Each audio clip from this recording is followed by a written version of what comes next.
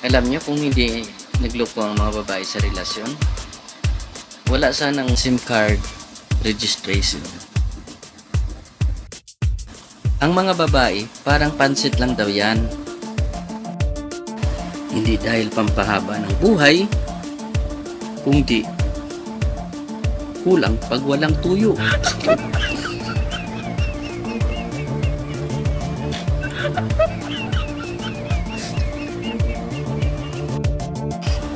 Ngayon ko lang na-realize,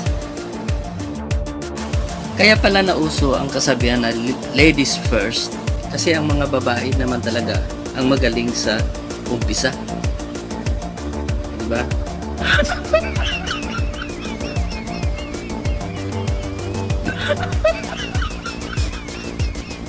Sorry.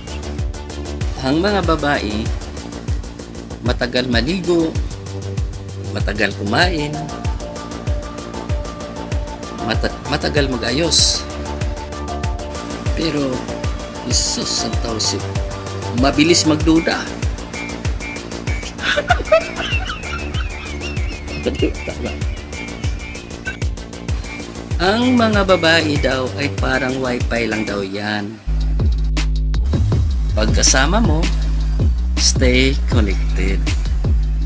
Okay? But pag alis mo, searching another device. Bahala kayo dyan. Sorry. Bye.